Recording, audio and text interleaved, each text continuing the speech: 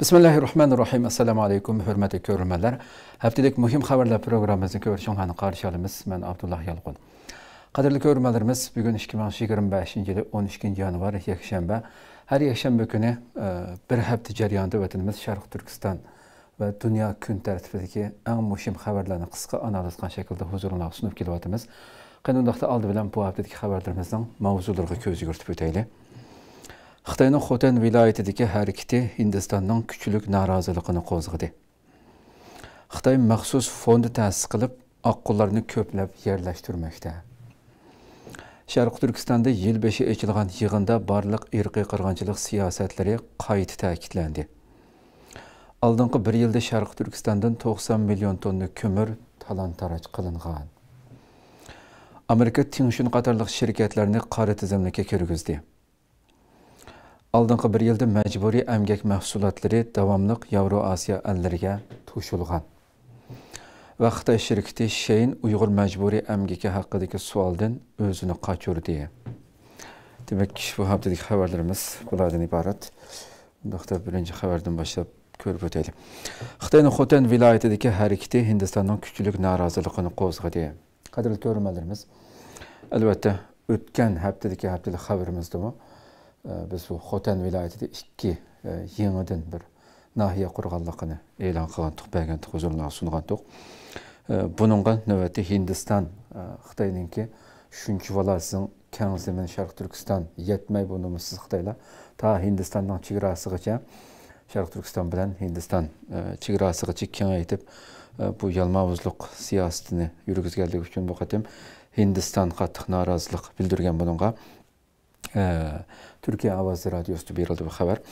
Hindiston Xitoy yangidan qurganligini jakarlagan Xotan viloyati qarmog'idagi ikki nahiyaning davlatning chegarasini dafsanda qilganligini o'ttirib qo'ygan va Xitoyning bu qadimiga qonunsiz ishg'ol qilish deb baho bergan Hindiston. Hindiston vaqtgazining xabarida Hindiston Tashqi ishlar ministrligining bayonotchisi Randhir Jaiswal bayonot e'lon qilib, Sharq Turkistonning Xotan viloyatiga qarashli ikki yangi nahiya qurganligini jakarlagan Xitoyga norozilik bildirgan. U yangi qurilgan nahiyalarning bir qismining Hindiston kontrolligidagi Ladakh rayonini o'z ichiga olganligini va buning Hindiston davlat chegarasini dafsanda qilganlik bo'lganligini eskartib, Hindiston Xitoyning rayondagi Hindiston zaminini qonunsiz ishg'ol qilishini hargiz qabul qilmaydi degan bayonotida.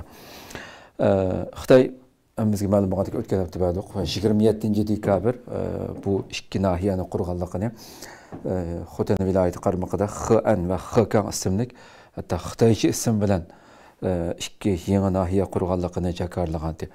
Buning keynidan Hindiston bu Xitoyningki bu numussizligiga Sharq Turkiston zamindan halqib yana Hindistonga albatta Hindiston Xitoy o'tirishga nurg'un jadal majrami yillardan buyon kun tartibida turayotgan masala. Bu numussizlar mana shunday to'xtovsiz holatda boshqa zaminlarni Sharq Janubiy Osiyodagi masalalarni bilasizlar davomli holatda shunday boshqalarningki zaminiga ko'z tikadigan numussiz Xitoy tajovuzchilari ham. Xo'sh, yana bir xabarimiz kelsak, bu ilgirki nima ko'rinishi avayqa. Xitoy maxsus fond ta'sis qilib oqqullarni ko'plab yerlashtirmoqda. Qadrli ko'ruvchilarimiz, albatta Xitoy tajovuzchilarining vatanimizni ishg'ol qilgandan tortib nurg'un ismlar bilan har xil yo'llar bilan turkumlab oqqullarni bizning vatanning har qaysi bo'lgan pushqoqlarigacha yerlashtirib, u yerdagi nupus tangponligini tamoman buzayotganligini albatta har bir Uyg'urni yaxshi bilamiz. Bu jinoyatlar to'xtovsiz yana davom qilyapti. Bu qatim yana atalmış ixtisosliklarni kirgizish nomi bilan hele o nam bilan, hele bu nam bilan degandek 10 milliard yuanlik fond ajratib, bu pul orqali Xinjiang ixtisosliklar taraqqiyot fondini, ya'ni 10 milliard pul ajratib, atalmış Xinjiang ixtisosliklar taraqqiyot fondini ta'sis qilgan. Bu fond orqali Sharq Turkistonga yana turkumlab mana shu Xitoy oqqullarni yerlashtirish planlanganda buning damdi. Tangritog' to'rining 4-yanvardagi xabarda berildi. Xitoy 2022-yili 10 milliard yuanlik atalmış bu Xinjiang ixtisosliklar taraqqiyot fondini ta'sis qilgan bo'lib, davom qilayotgan bu fond 2024-yili atalmış Xinjiang ixtisosliklar taraqqiyot guruhi cheklik mas'uliyat shirkati qurilgan. Bu fondningki ostida. Buğday Kölü talantlıqlarını kirgizish planida Xitoylarni Sharq Turkistonga yerlashtirish turidan yangidan 3 ta'sis qilingan. Bu doirada Xitoy o'lkalaridan pensiyaga chiqqan bir turkum Xitoy oqqullarni Sharq Turkistonga yerlashtirgan. Qarab boqaylik, yoshlarni bir boshdan universitet bitirib bo'lishdan burun Xitoyning o'lkalaridagi nurg'un universitetlarda yillardan buyon buni qanchalar qatim sundiq. Shu yerga nurg'un faoliyatlarni tashkillab universitet bitirish oldida turgan Xitoy o'quvchilariga mayaga borsang manda xizmat, uy, hamma narsani beramiz deb bütün universitetlarda bunu tashviq qildi. Yoshlar yetmadi, nomussiz Xitoylar hatto pensiyaga chiqqan Xitoy o'lkalaridagi pensiyaga chiqqan Xitoylarni bu oqqon Xitoylarni Sharq Turkistonga yerlashtirishni planlaganda hamdi. 2024-yil 20 noyabr ochilgan atalmish Xinjiang fan texnikada yangilik yaratish yig'inida Xitoy amaldorlari ma'arif fan texnika ixtisosliklar ishlarining taraqqiyotini bir gavdalashtirish, algı silkitish kerak, yangilik yaratish tipidagi ixtisosliklarni yetishtirishni kuchaytirib 10 milliard yuanlik ixtisosliklar taraqqiyot fondidan yaxshi foydalanib degandek safsatlanadi. Yani insanın huquqini keltiradigan bu oqqon Xitoylardan 1000 hassa ortiq qobiliyatli bu Sharq Turkistonniki nurg'un xalqi ishsiz, u yerda majburiy emgak ishlatilayotgan lagerlarga solangan, uning keyin bu nomissizlar ixtisosliklarni taklif qilamiz degan nomda shu oqqon o'zining tilini to'liq bilib bo'lmagan bu oqqon Xitoylarni yerlashtirib bizning vatanimizda shunday talant-taraj qilyapti, dafsanda qilyapti. Bu safsatlarni Xitoy axboroti tilg'ilingan bu chiroyli ustiga naiti bezalgan bu saxta gaplarni tilg'ilishdan hojat yo'q. Kunlik xabarimizning tafsiliy holatda ba'du albatta Xitoy tashviqot vositalari bo'lsa, butun mayli shaxsiy nomda qurilgan tashviqot vositalari bo'lsin, Xitoyning o'ziniki hukumat kanallarida bo'lsin, butun yillardan buyon qilayotgan ta'tir tashviqotini bilamiz. Hattoki Xitoyning ichidagi ijtimoiy uchur vositalarini ishlatilgan, shu tonilgan to'rt yo'l ballardan tortib ishlatib, bizning vatanning namini hatto bog'larigacha berib, shu atalmish Xinjiang kelsang mana shunday manchi momo yani oldim deb Xitoylarni chaqirib o'tirgan butunlay bu yerning go'zalligini Xitoylarga tashviq qilyapti. Mishaga kel, mandaq imtiyozlarga erishsa u bu deb. Butun har yo'lni sinayotganligini, har yo'lni qilayotganligini bilamiz albatta. Kuzatuvchilar bo'lsa Sharq Turkiston, Xitoyning bu Sharq Turkiston xalqini keng ko'lamli tutqun qilish, majburiy emgak selish, surgun qilish, qirg'in qilish qatorliq vositalar bilan Sharq Turkiston zaminini to'liq yutib olish, butunlay xitoylashtirishdan iborat rezil maqsadga yetish uchun alohida yuqori ta'minotlar bilan nurg'un va'dalar bilan mana shunday Xitoy oqqullarni bir tarafdan u jinoyat, yana bir tarafdan bu oqqullarni turkumlab yo'tkab kelib buni yillardan buyon qilayotganligini va kuchaytirayotganligini bildirishmoqda. Nurg'un dokumentlardan bu tilg'ilyapti haqiqatan hammamiz bilganimizdek. Xo'sh, yana bir xabarimizga kelsak, Sharq Turkistondagi yil 5 ochilgan yig'inda barliq irqiy qirg'inchilik siyosatlari qayta ta'kidlandi. Albatta bizlar uchun, Uyg'ur xalqi uchun bu yangilik bir narsa emas. Har yili Xitoy shunchavala besim va kishilik buni ijro qilish bilan birga asla va asla to'ymaydi bu nomissizlar. Bu jinoyatchilar har yili ochilgan va yilning ichida yuzlarcha qatim yig'in ochadi bunday quruq yig'inlarni. Va bu yig'inning asosli maqsadi butunlay Sharq Turkistondagi mavjud bo'layotgan shu besimni ochilgan hech bir yig'inda oldin qatim bir narsa to'valligan bo'shagan narsa ko'rmaysiz. Davomli holatda kundan kuniga u vahshiylikni kuchaytirish, u vahshiylikni texmbak haddidan oshirib qilishni davron soldi. Bu qatimqi yig'inmi atalmish Uyg'ur Avtonom rayonlik 10-chi navbatlik komiteti 13-chi umumiy yig'ini 5-yanvar Urumchida ochilgan. Va bu oldingi bir yilda qilgan Sharq Turkistondagi butun jinoyatlar, irqiy qirg'inchilik siyosatining to'liq amaliylashganligi davron solindi bu yig'inda. Muayyanlashtirilib, butun nimalarni qilganligini tafsiliy holatda ba'zi xabarimiz kunlik xabarimizda hammasini deyishning hojati yo'q. Bu yerda 2000 shu yig'inda 2024-yillik xulosada bir yilning ichida Xitoyning irqiy qirg'inchilik jinoyatining to'liq ijro qilinganligi muayyanlashtirilib, 2024-yilda atalmish Uyg'ur Avtonom rayonlik partiya komitetining Sharq Turkistonni kontrol qilish tadbirini to'liq dal joyida umumyuzlik izchillashtirganligi, jamiyat muqimligi saqlanganligi da'vo qilinib, keng ko'lamli bostirish jinoyati muayyanlashtirilgan. Va atalmish Junxo millati o'rtaq gavdasi yanada mustahkamlash, Xinjiangni madaniyat orqali oziqlantirish mush pastkash gaplar, dunyodagi eng madaniyatsiz maxluqlar bizning vatanda madaniyat orqali uzuqlantiramish bu maxluqlar. Va millat din xizmatlarining yaxshilanganligini da'vo qilgan. Qarab boqaylik. Assimilyatsiya, diniy bostirish jinoyatlarning hammasi muayyanlashtirilib, endi deydik yana xulosada Sharq Turkistonga aloqador tashqi kurashning kuchlik, unumlik bo'lganligi da'vo qilinishi orqali bu yil bo'yi, ya'ni 2024-yil yil bo'yi biz nimalarni ko'rmadik.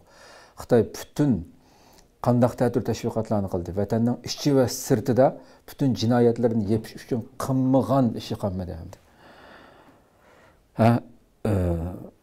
Shundaqla oldingi bir yilda Xitoyning energiya, ochiqishlik, qazilma boylik va ochliq, paxta bexatarligiga kafolatlik qilish iqtidorining ko'rinarli o'sganligini da'vo qilish orqali Sharq Turkistondagi turli boyliqlarni qandaq bilan talon-taroj qilganligimi bu yig'inda hammasi bir qur so'zlab o'tilib, uning keyindan 2025-yildagi planlarda Sharq Turkistondagi irqiy qirg'inchilikning uzluksiz davomlashadiganligiga ishorat qilingan bo'lib, u so'zlarda masalan jumladan bir yilda atalmış Cumhur millati o'rtaq gavdisi, ya'ni yangi bir yilda 2025-yilda yana o'xshash o'tganki yildagi safsata Cumhur millati o'rtaq yangi gavdalantirish, o'rtaq gavdisi qurilishini kuchlantirish, terrorlikqa qarshi turish, muqimlikni qo'g'dash, Xinjiang xizmatida eg'ib ketmaslik, dinni xitoychilashtirish, o'xshashda hamda buni texnik kuchaytirish kerak deb bu nomussizlik, bu dafsandichilik siyosatini texnik kuchaytirganligidan iborat bu iboralar o'xshash takrorlandi hamda. Yig'inda bu yil atalmış Uyg'ur avtonom rayoni qurilganligining 70 yilligini tabriklash, ya'ni bu nomussizlar uchun albatta 70 yillik avtonom rayon qurilganligining 70 yilligi. Ama bizler uchunchi bilamiz fojianinki, ya'ni atalmış so'zda, qog'oz yuzida atalmış avtonom rayon nurg'un haqlarimiz var. Şu qog'ozning ustidagi atalmış Xitoyning qonunida belgilangan narsa. Ammo hech biri ijro qilinmagan. Agar shu narsa qog'ozda nurg'un mutaxassislar deyapman, bugun nurg'un dunyodagi siyosatchilarni deyapti masalan. Ya sen oldi bilan o'zingning qog'ozda yozgan shu atalmış avtonom rayon degan narsadagi aşağıdaki qonunda belgilangan narsani to'liq ijro qilsa, ma hozirgi yashayotgan shakldagi bu siyosat hozirgi zulmninki yuz berishi aslan mumkin emas. Unimi ben yana yerda buni tabriklash kerak, tayyorlikni yaxshi qilish kerak degan shaklda buni bu yig'inda ta'kidlagan. Albatta yuqori deganimizdek oldingi xabardim shu. Butunlay Xitoy bu ta'tir tashviqotni shunchalar jinoyatni hali ham uzluksiz shaklda kundan kunga kuchaytirib ijro qilyapti. Nurg'un yolg'on bayonotlarni bo'layotgan xalqarodan bo'layotgan besimga qarshi berayotgan bayonotlarning hammasi butunlay saxta, insoniyatdan qilchilik nisibasini olmaganligini butun dunyoga oshkorlab, ya'ni hech ish bo'lmagandek bu ishlarni, bu jinoyatlarni davomlashtiryapti Xitoylar. Xo'sh, yana bir xabarimizga kelsak, oldingi bir yilda Sharq Turkistondan 90 million tonna ko'mir talon-taroj qilingan. Yuqoridagi xabardami butun shu qazilma boylik hammani qandaq talon-taroj qilganligi tilga ilinib xulosalandi. Bu Xitoy e'lon qilgan bo'lsa, har doim deyotimiz, Xitoy e'lon qilgan songa aslo ishonga olmaydi. Buni necha hassi ko'paytib tasavvur qilishimiz kerak deb. Lekin bu Xitoy e'lon qilgan songa qarasimi bizning vatanimizda har xil boyliqlarning qandaq talon-taroj qilinayotganligini his qilish hargiz qiyin masala emas. Bu jinoyatlar mana 2024-yili Sharq Turkistondan bulan qilinib, temir yo'l orqali Xitoyga to'shilgan ko'mir miqdori 90 million tonnadan oshgan. Xitoyning Tangritog' to'g'rida 7-yanvar berildi. Bu to'liq soni Xitoy e'lon qilgan 90 million 610 ming tonnaga yetgan. Bu tunji qatim 90 million tonnadan eshishi bo'lib, 2023-yildagidan 50,2% oshganligi bildirilgan Xitoy. Ya'ni 2023-yildagidan 50,2% oshirib ijro qildik biz deb buni e'lon qilganda hamda. Xabarda 2024-yili Xitoyning ko'mirga bo'lgan ehtiyojining oshganligi, idora hal qilgan aylanma transport qatnash liniyasidan 21 ni qurganligi, yuk poyezdining sur'atini teziltish, 10 ming tonnalik poyezdni ko'paytirish qatorliq bir qator tədbirlərini yo'l qoyub, transport ünümü və yol iqtidarını östürgənligi nəticədə 2024 yılı Şərq Türkistandakı tümür yolunda hər gündə 12 min vagonğa yük qaçılaş daimlik halatga aylanğanligi qayd qilingan. Hər günü 12 min vagonğa yük qaçılaş. O'ylab qo'ying. Faqatli kömür, başqa tabiiy gaz, neft, altın, kumush və nurg'un uranium bizning vatandan chiqayotgan boyliqlarni tasavvur qilib boqaylik. 24 soat yerning ostidan turib bilan chiqib ketayotgan boyliqlarni tasavvur qilaylik. Xabarda Xitoy kömür boyliqini bulantalan qilish miqdorini texnik zo'raytirish uchun Şərq Türkistandakı kömür kanlarını aqli iqtidarlashtirish qurilishini kengaytgan bo'lib, hozir qadar 29 kömür kanda aqli iqtidarlashtirish tamamlangan. Xitoy Şərq Türkistan'a təcavüz qilib kirgandan buyon deməsəmmi, qanchalik vəhşilik bilan talon-taroj qilayotganligini hammamiz bilamiz. Bütün boyliqlarimiz mana shundaq kecha-kunduz bulan-talon qilinib Xitoyni beqiyotgan bo'lishiga qaramay, bu nomussiz, axloqsiz Xitoy rejimi bu tuproqning, bu zaminning egalari bo'lgan Uyg'ur xalqini va boshqa qarindosh Türkiye xalqlarni insoniyat yer yuzida bo'lmagan jinoiy dafsandichilik, bostirish, qirg'in qilish, bütün aqlimizga kelgan barliq jinoyatlarni to'xtovsiz ijro qilyapti. Hem bizning boyligimizdan semiryapti, hem bu jinoyatlarni to'xtovsiz holatda davomlashtiryapti. Xo'sh, Amerika Tengshun qatorliq shirkatlarni qora tizimlikka kirgizdi. Albatta, har hafta degidek buning o'xshash xabarlar Xitoyninki ya bu shirkatlarninki mana shunday jazolanayotganligi, qora tizimlikka kirgizilayotganligi degidek xabar hech kemiyib qolmadi. Davomli ko'plab qora tizimlikninki bu yerdagi tizimlikning soni eshiyotidir. Amerika Davlat Mudofaa Ministerligi 6 yanvar Xitoyning tor o'yini va ijtimoiy taratqun magnati bo'lgan Tengshun shirkati va batareya ishlab chiqaruvchi Ningdo Davr shirkati qatorliqlarni o'z ichiga olgan bir turkum Xitoy texnik shirkatlarini Xitoy armiyasiga hamkorlashgan shirkatlar degan tizimlikka kirgizdi. Bu haqda e'lon qilingan hujjatda ko'rsatilishicha, jazo tizimligi yana o'zak ishlab chiqaruvchi Changshin saqlag'ich texnik shirkati, Yuan aloqa shirkati va uchquchisiz aeroplan ishlab chiqaruvchi Davtong shirkati qatorliq Xitoy shirkatlarini o'z ichiga oldi ekan. Mana bu tizimlikdagi shirkatlar. Amerika ovozining xabar qilishicha, H1260 deb atalgan bu tizimlik Amerikaning aloqador qonuniga asosan har yili chuqur rasmiy tuzilishi va yengillanishi kerak ekan. Şuna nurg'un shirkatlar bunga har yili tuzilib hukumatga sunilganligi uchun yengillanib turadigan gapda bu tizimlik. Federatsiya tizimligi to'g'risida e'lon qilingan uqtirishga asoslanganda bu tizimlikka 134 shirkat kirgizilgan bu yil. Tengshun shirkati Xitoyning davomli aloqa abditali undidorning ana shirkati bo'lib, Tengshunning Amerikadagi pay cheki tashqi perevod savdosida 8% to'vanlagan. Bu xabar e'lon qilingan ekan. Tengshun shirkatining bu vaqtda e'lon qilgan bayonotida yana Xitoyningki har doim qo'nunussizligi, tenib olishi, hech bir narsa bo'lmagandek ish bilan turib olishidan iborat narsa bo'lgandi. Deydi-ku bayonotida, biz harbiy sanoat shirkati yoki harbiy ustun ta'minlovchi shirkat emas. Jazo yoki eksport kontrolligiga o'xshamaydigan yeri shuki, bu tizimlik bizning savdomizga ta'sir ko'rsatmaydi deganlarni da'vo qilgan. Ningdo Davr shirkatimi bu jazo tizimligining xatolik ekanligini va shirkatning hech qanday harbiy ishlar bilan shug'ullanmaydiganligini da'vo qilgan. Numussizlarcha. Mening kaynimda Xitoy kommunist rejimi Xi Jinping akam ba yoki Xi Jinping dadam ba degan gapni deyamaydi-da hamda aslan. Xitoy Tashqi ishlar ministrligining yangidan tayinlangan bayonotchisi bu Gojakun 7 yanvar muxbirlarning bu vaqtdagi savoliga javob berib, har doimki ilgariki sobiq bayonotchilarning shu bayonotchilarning yo'lini o'xshash tutdi Xitoy hamda. Hargiz o'ziga o'zining ichidan chiqarib bir narsa deyamaydi. Akillari, dadillari nimani sezmagan bo'lsa, shuni deydi, numussizlarcha hamda. Qizamasdan, tatirmasdan Amerikaning kamsitish xarakterli tizimliklarini turg'izib, ilgariki bütün jinoyatlarda o'xshash gapni qildi. Amerika bizni ko'rmayapti, chidayolmayapti, Xitoyning taraqqiy qilib ketishiga allakalla ketib boradi deb. Bu qadar numussizlarcha deydi-ki, kamsitish xarakterli tizimliklarini turg'izib, Xitoy shirkatlariga zarb berayotganligi, bu xatoliklarni darhol tuzatishi kerakligi haqida jari soldi. Gojakun degan bu Xitoyninki xijil bo'lishini bilmaydigan bayonotchisi. Xo'sh, yana bir xabarimiz kelsak, oldingi bir yilda majburiy emgak mahsulotlari davomli Yevroasiyo ellariga to'shilgan.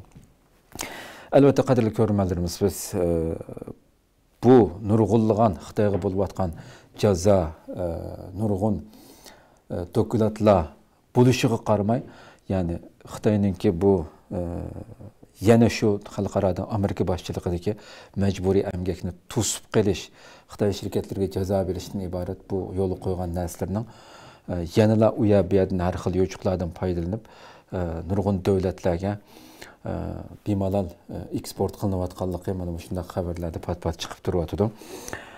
Shuning uchun albatta bu jazoning texnik qattiq ijro qilinishi uchun nurg'un siyosatlarning yo'l qo'yish kerakligini bilib olamiz albatta bundan. Chunki Xitoy tulkidimmi dunyoda hech qanday hiylagarlik, nomussizlikda buning oldiga o'tadigan maxluqlar yo'q hamdi. Bu teshikni assa 10 teshikni assa, yana bir 11-teshikni teshib boshqa bir yerdan chiqadigan Yajuj Majujlarningki supiga o'xshaydi bu nomussizlardi. Bu Uyg'urlar va boshqa turkiy xalqlarga yurgizayotgan irqiy qirg'inchilik Xitoyninki xususan majburiy emgak silish jinoyati xalqaro kuchli ayblanayotganiga qaramay, oldingi bir yilda majburiy emgak mahsulotlari Sharq Turkistondagi temir yo'l orqali Yevropa va O'rta Osiyo ellariga davomli to'shilgan. 9 yanvardagi Xitoyning xabarida 2024-yili Sharq Turkistondagi Alatov va Qo'rg'os chegara eg'izi orqali qatnagan Xitoy Yevropa, ya'ni O'rta Osiyo navbatchi poyezdining 16414 qitimga yetib, 2023-yildagidan 14% oshganligi xabar qilingan va katta utuq sifatida tashviq qilingan bo'ldi. Nihoyat zo'r utuq qozondik biz deb. Xabarda 2024-yili Alatov temir yo'l chegara eg'izi orqali qatnagan Xitoy Yevropa O'rta Osiyo navbatchi poyezdi 7684 qitim bo'lib, 2023-yildagidan 15,8% oshgan. Qo'rg'os temir yo'l chegara eg'izi orqali qatnagan Xitoy Yevropa O'rta Osiyo navbatchi poyezdi 8730 qitim bo'lib, 2023-yildagidan 12,5% oshgan.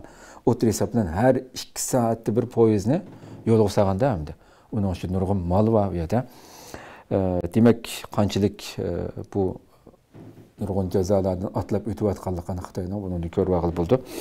Xitoy yaqin yillardan buyon xalqaro besimi bir qism davlatlarning jazo cheklovlariga qaramay Sharq Turkistondagi irqiy qirg'inchilik siyosatini izchil davomlashtirayotgan bo'lib, majburiy emgak mahsulotlarining davomli har qaysi davlatlarga, hatto Yevropa bozorlariga eqib kirayotganligini nurg'un eqib kirayotganligi haqida nurg'un dokumentlar e'lon qilinyapti. Biz qanchalar qatim sunduq buni va shu hafta ichida kundalik xabarlardan ko'rdinglar. Shu Xitoyning Shein, Temu qatorliq chet elga yuzlangan tor savdo supalari va Sharq Turkistonda zo'r mablag' bilan kengaytirilayotgan temir yo'l, tosh yo'l va havo liniyalari majburiy emgak mahsulotlarining chet elga eqishiga vosita bo'layotganligi haqidagi xabarlarni sunduq bu hafta ichida.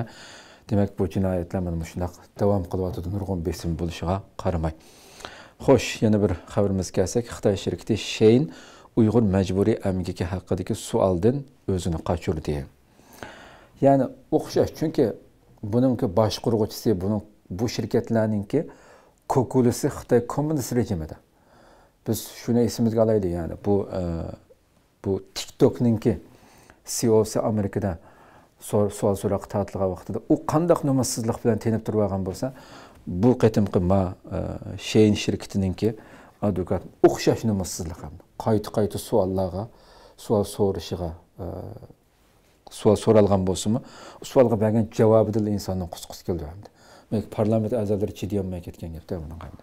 7 yanvar Angliya parlamentida o'tkazilgan isbot anglash yig'ini, bu isbot anglash yig'inining jarayoni guvohlik berishga chaqirtirilgan Shein shirkatining advokati mazkur to'g'ri subsidiya setilgan mahsulotlarning Sharq Turkistonda ishlab chiqarilgan paxta bilan munosabati bor yo'qligi to'g'risidagi savollarga javob berishni qayta o'zini qochirdi hamda bu yig'inda.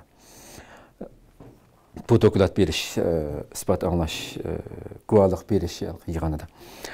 Bu ahvol parlament a'zolarining qattiq g'azabini qo'zg'agan. Navbatda parlament a'zolari Shein shirkatining ishlab chiqarish emgaki jarayoni va ta'minlash zanjirida majburiy emgakning bor yo'qligini tekshirmoqda ekan. Amerika ovozining xabar qilishicha, navbatda har qaysi davlatlarning to'g'ri savdosi bozorga singib kirayotgan Xitoyning Shein va TMO şirketlerinin yuqori dereceli amaldorlari 7 yanvar Angliya parlamenti Savdo sanoat komiteti tarafidan emgak huquqiga rioya qilish va mahsulot manbasi haqida isbot anglash yig'iniga chaqirtirilgan.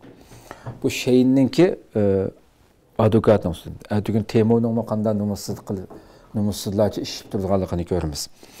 Shein şirketining Londondagi qonuniy direktori Ju Yinan yig'in jarayonida shirkatning harakat mezonining ta'minlovchilarning Sharq Turkistondan paxta elishini cheklaydigan cheklamaydiganligi yoki shirkatning Sharq Turkistondagi majburiy emgakdan andisha qilmaganligi haqidagi savolga javob berishni rad qilgan. Xiyoliga kirib chiqamdi bu Xitoyning. Ya'ni majburiy emgakdan keldimi Sharq Turkistondan kelgan paxtaninki. Yoki bu majburiy emgakdan andisha qilmadi. Xitoyning xiyoliga kirib chiqamdi bu. Bu numussuz Xitoylarninki. Qandaq kelgan bo'lsa parvoyi palakki bu Xitoyninki. Ammo shunday bo'lsa-mu, bu isbotda bu dunyoga Xitoyning qandaq numussizligini bildirish uchun Allohning so'ragan savoli intayin muhim yani. İnsanlıqdan asar qolmagan bu maxluqlar bo'lsa-mu, buningdan biroz bir iching bir xil bir narsa bo'latamda, buningdan bir andish his qilatamsan deb bu savolni so'rash kerakki, ammo odam yolg'ondan bo'lsa-mu javob bermaydi numussizlar. Chunki yo'q u narsamda. Bu savolga javob berishni rad qilgan. U javobida nima deydi? Meningcha geopolitikalik munozaraga ifoda bildirishi muvofiq emas deb bahona ko'rsatdi. TikTok'ninki qurg'uvchisininki va CEO'sining javobini o'ylab boqaylik. Bu qadar numussizlardi bular. U yana biz o'zimiz ishlayotgan davlatlarning qonun nizomlariga bo'ysunamiz, biz Angliyaning qonuniga amal qilamiz deganlarida bor. Xuddi TikTok'ning CEO'si Amerikada nima degan bo'lsa, biz har qaysi davlatlarning qonuniga rioya qilamiz, uni qilamiz, buni qilamiz. Butunlay yumloq gaplar yani. Bir yerdan tutqilanmaydigan ishda. Hay Xudoyim. Komiteti raisi Liam Berin noroziligini bildirib, yani bu kadar numussizlik, bu kadar nima desam bo'lardi. Yani bu kadar axloqsizlikni oldida chidayolmay, Juyinan ta'minlagan uchurlarning kamchiligidan ko'chib ketganligini, uning bayonlari parlament a'zolarining Shein shirkatining ta'minlash zanjirida mas'ul yo'q ekanligi haqidagi ishonchini nolga tan qilganligini bildirgan. Navbatda Xitoyning mazkur ikki parcha sotuvchi shirkati dunyoning har qaysi joylarida moda bo'lishga boshlaganligini bilamiz qo'ydi. Mayli Shein bo'lsin, Tem bo'lsin. Hozir ijtimoiy uchurvosita telefonimizni saqlab, hali u yerdan, hali bu yerdan Temo'ning e'lonlari oldingizga yugurib chiqayotgan. Butun dunyoni qanday qamal qilayotganligi yani. Bu asosliqi Xitoyda ishlangan bu ikkisi Temu va Shein.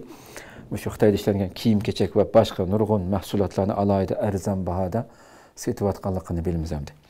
Ammo ularning ta'minlash zanjirida majburiy emgak mavjudligi, xususan Uyg'ur majburiy emgakiga ketilganligi to'g'risidagi ayblashlar va boyqut sadolarimi kun siri o'ttirib qo'yilayotgan nurg'un dokumentlarda tilg'anayotgan bir masalaga aylandi hozir.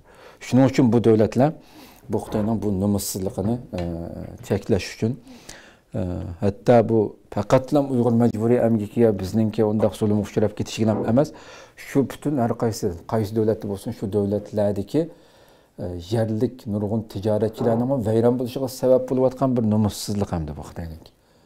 To'kma qilib nurg'un narsani ajoyib arzon bahoda setishi.